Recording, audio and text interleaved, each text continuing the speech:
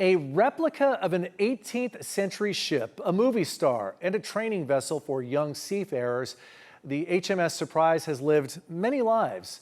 The ship has been part of the Maritime Museum of San Diego's fleet since 2004, but now the ship may be sailing into retirement. News 8's Steffi Roche was at the Maritime Museum earlier to learn more about its next journey.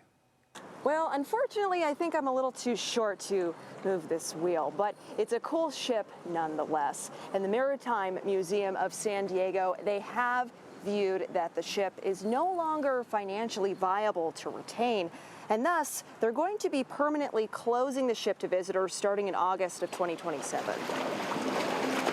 Built in 1970 and originally named HMS Rose, the HMS Surprise is a replica of the original Rose, an 18th century 24-gun British frigate used to police smuggling in Newport, Rhode Island. In 2001, the Surprise was sold to 20th Century Fox and underwent modifications for the film Master and Commander: The Far Side of the World, starring Russell Crowe. Later on, she was brought to the San Diego Maritime Museum and purchased by the museum.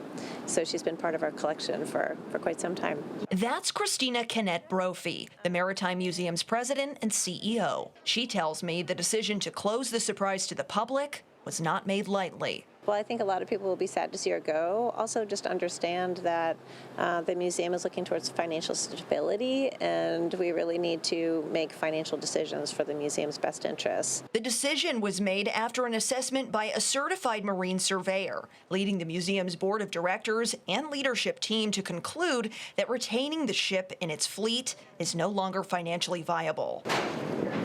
The museum aims to instead prioritize fundraising for maintenance on its more active tall ships. The Maritime Museum is planning a major expansion with its upcoming Gateway project, which seeks to create an onshore building along the Embarcadero to house its educational programs.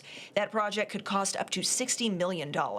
It's sad we will miss her. She's an incredible vessel. Meanwhile, the museum says they hope to find an investor to give this ship new life, maybe even return it to its movie star days. For now, reporting from the Maritime Museum of San Diego, I'm Steffi Roche, News 8.